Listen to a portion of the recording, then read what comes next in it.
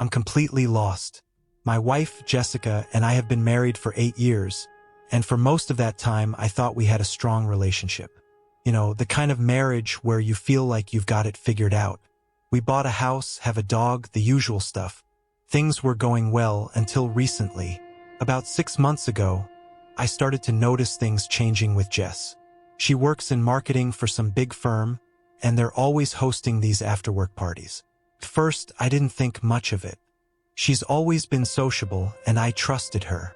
But then the parties started happening more often. She'd come home late, smelling like expensive cologne that sure as hell wasn't mine. I started to suspect that my wife was cheating on me at these work parties. But she'd always laugh it off, calling me paranoid. I even felt guilty for bringing it up. I mean, who wants to be the insecure husband? What really got to me, though, was the lies. One time, she said she was at a party at her boss's house, Kevin, but when I asked her about it the next day, she mixed up the details.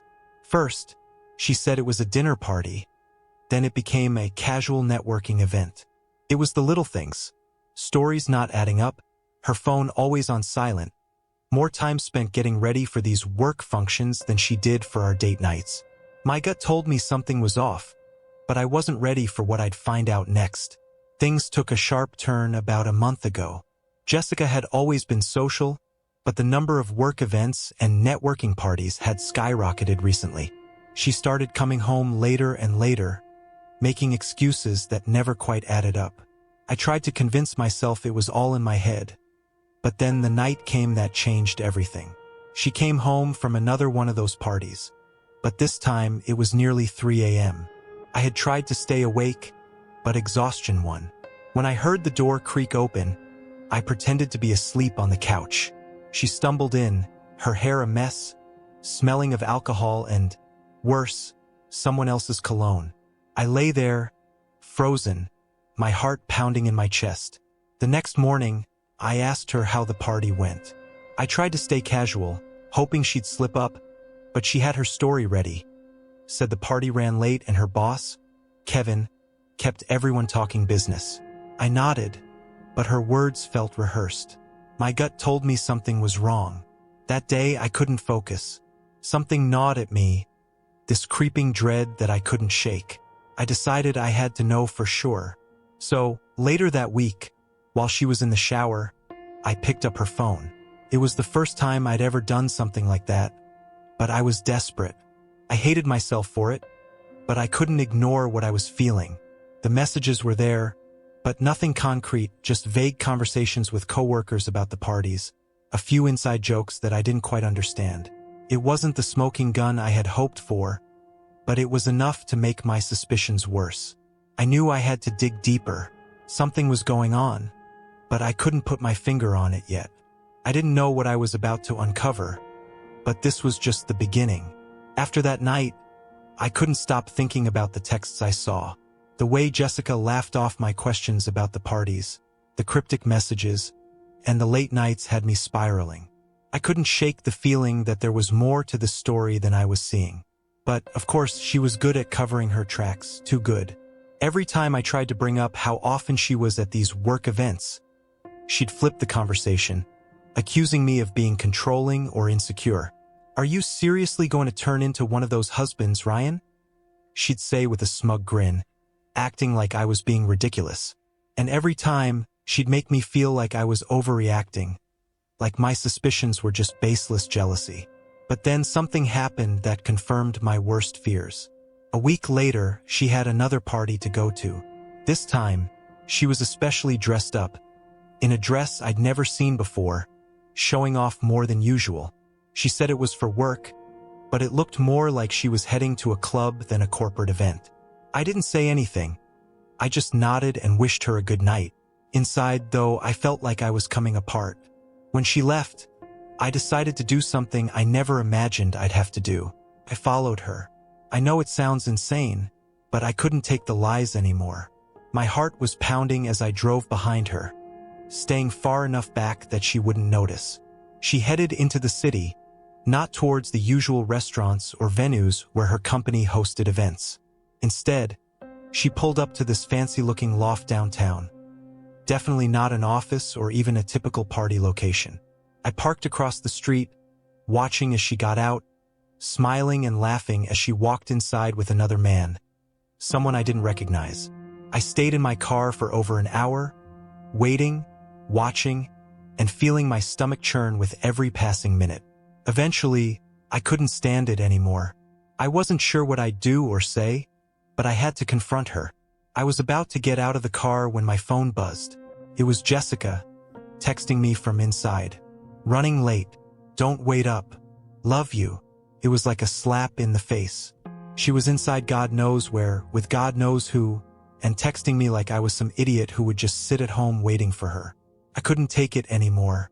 The flood of lies, the sneaking around, it all crashed over me. I drove home, my head spinning, not knowing what to do. I spent the whole night staring at the ceiling, replaying every conversation we'd had in the last few months. Every time she brushed off my concerns. "I'm just working late, baby." All of it. I was being played, and it was killing me to know how far gone we were. The next day, things got even worse. After that night, I couldn't shake the image of Jessica laughing and walking into that loft with some stranger. I was torn between confronting her or waiting for more proof. But either way, the trust between us was shattered. She came home late, as expected, and slipped into bed without a word.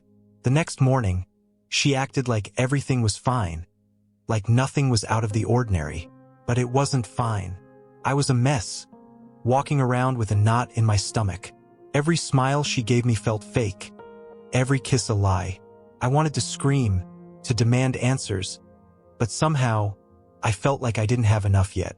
I needed to be sure before I confronted her because I knew she'd deny everything.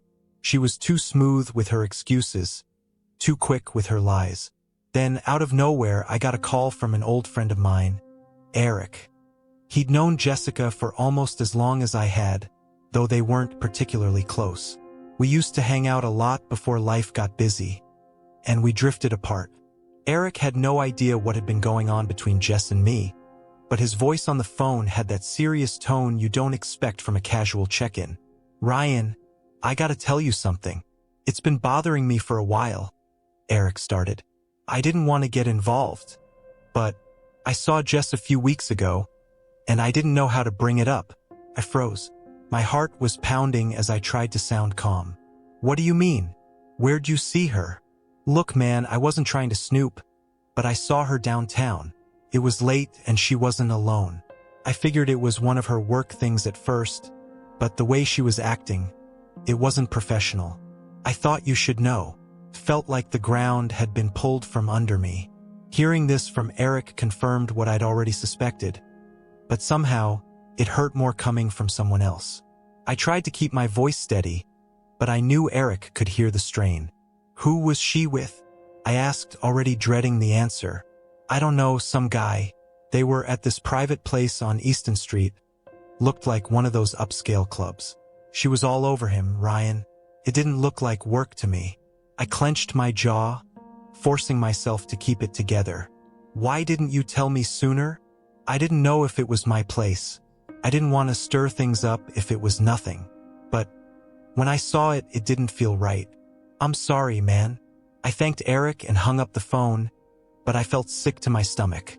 So now I had a name for where she'd been sneaking off to, Easton Street. I hadn't been imagining things. My wife was involved in something far darker than I realized. That night, when Jessica came home, I watched her closely. She smiled like nothing was wrong, greeted me with a kiss on the cheek, and went on about how exhausting her day was. It was like a twisted game she was playing, and I was the only one who didn't know the rules. I didn't say a word about Eric's call. I wasn't ready yet. I had to dig deeper, so I made a plan. The next time she had one of these work events, I wasn't just going to follow her. I was going to find out what the hell was going on inside those places. 2 weeks later, Jessica had another important work party. I could feel the tension in my body as she got ready, all dolled up in a tight dress that left nothing to the imagination.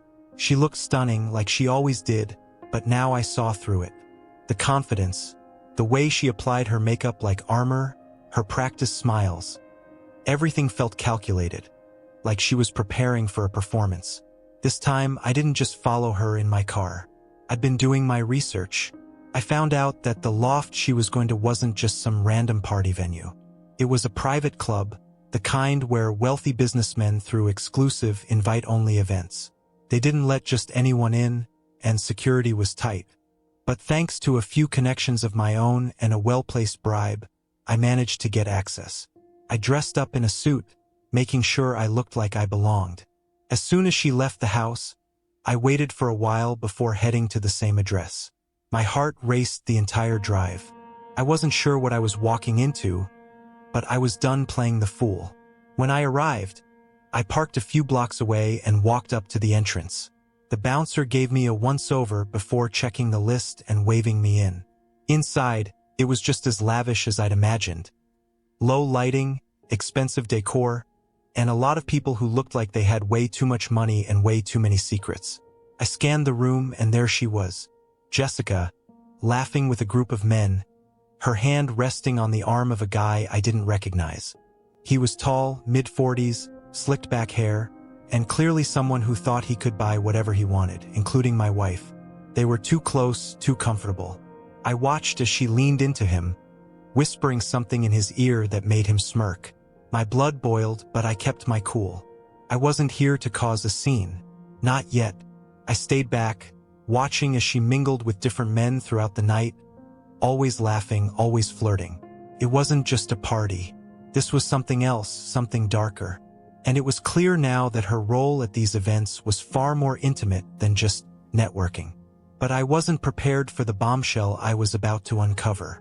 I stood there, frozen in the middle of that upscale nightmare, feeling like a ghost watching his own life unravel. Jessica moved through the room with an ease that I no longer recognized. She wasn't the woman I thought I married.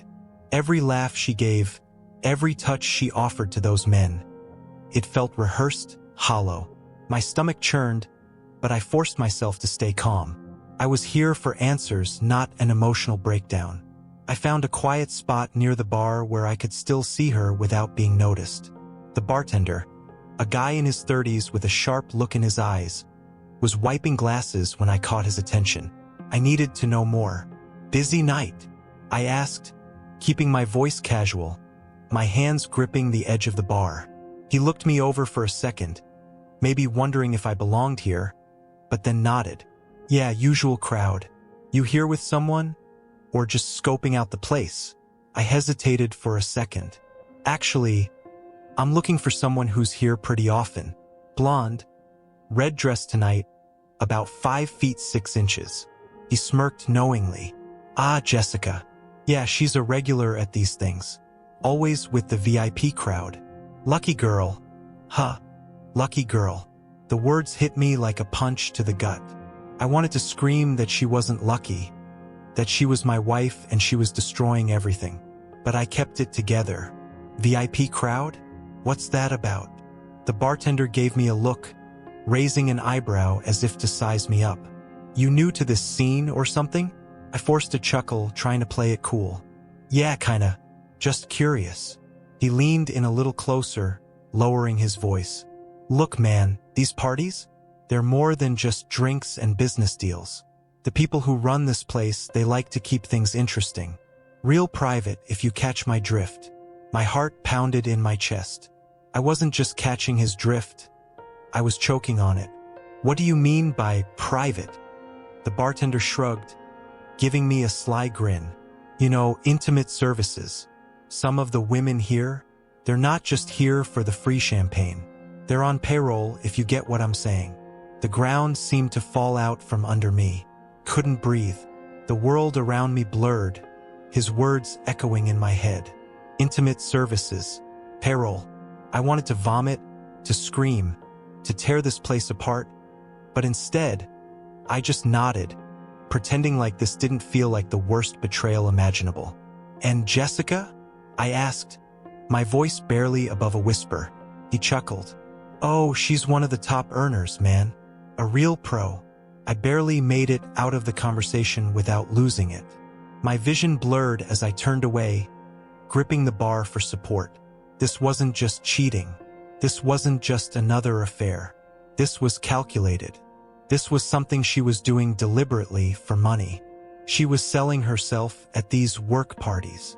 I wanted to confront her, to drag her out of there and demand she explain herself. But I wasn't ready. Not yet.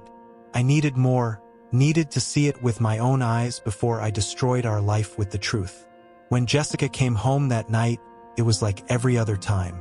She slid into bed next to me, whispering something about how exhausting the night had been, how much work she had to catch up on.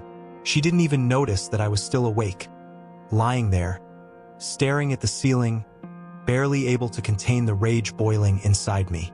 I waited until the next morning to confront her. I needed to be calm, composed. I couldn't let her gaslight me again, couldn't let her spin her web of lies and make me feel like the paranoid husband she'd been painting me as for months. Over breakfast, I finally looked her in the eyes. "Jess, we need to talk." She glanced up from her coffee, a casual smile on her lips. "About what, babe? Everything okay?" I took a deep breath. "I know what you've been doing at those parties." Her smile faltered, but only for a second. She leaned back in her chair, crossing her arms. "What are you talking about? You're being paranoid again." There it was, her default defense. Turn the tables. Make me feel crazy. But this time, I wasn't backing down. "Don't lie to me, Jess. I followed you. I know where you go.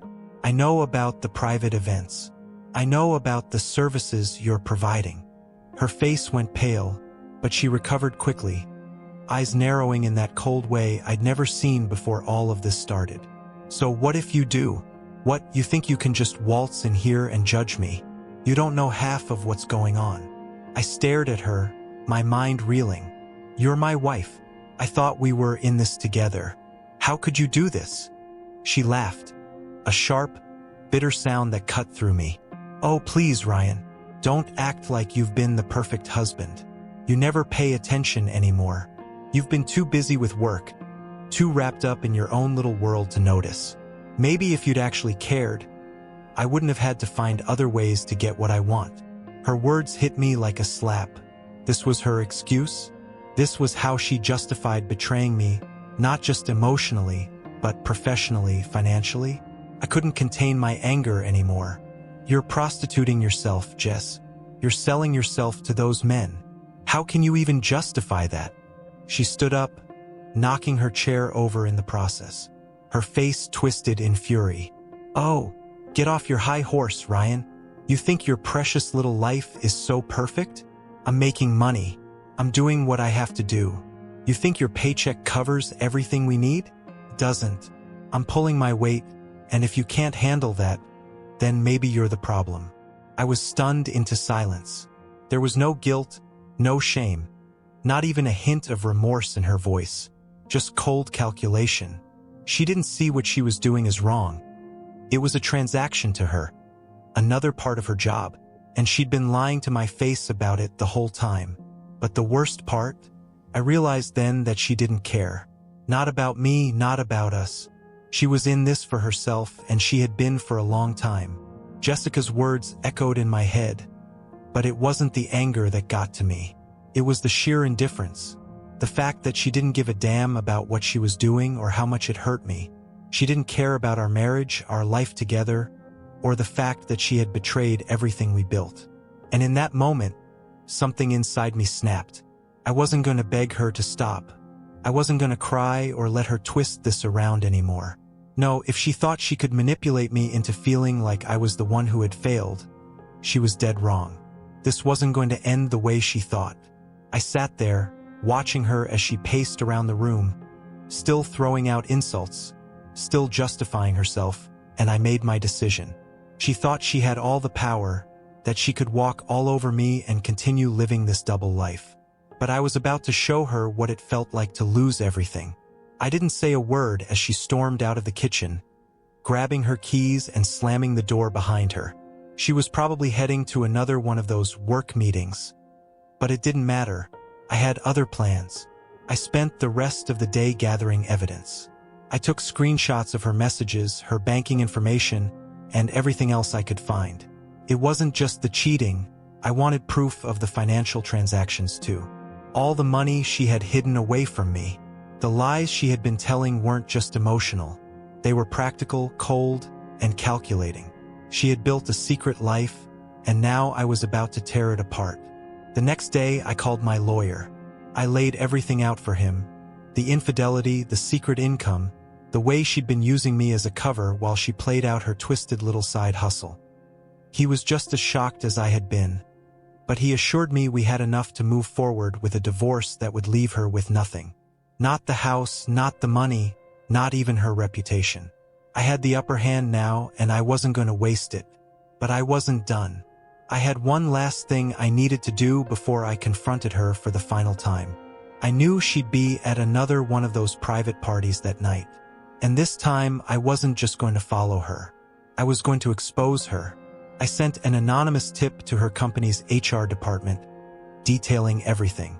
The so-called work parties, the services she and others were providing, the shady business dealings happening behind closed doors. I sent them the screenshots, the messages, the locations. I made sure they knew just how deep it went. And then, for good measure, I sent the same information to a few of the clients she had mentioned in her texts, the ones who had no idea what they were getting themselves into.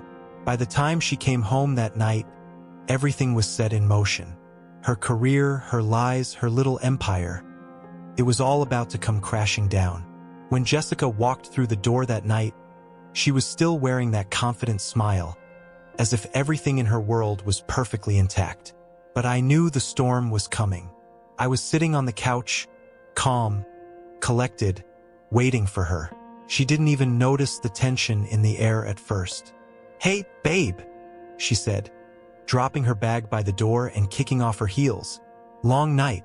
Those clients were a pain. I watched her for a moment, feeling nothing but a cold detachment now. "How was work?" I asked, my voice flat, unbothered. She shot me a glance, narrowing her eyes a little. "Same old. What's with the third degree? You still hung up on your little jealousy trip?"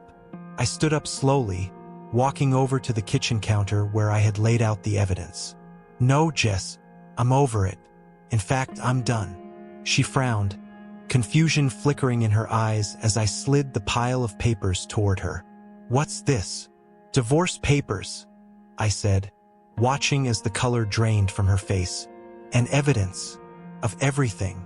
Her eyes widened as she looked down at the documents.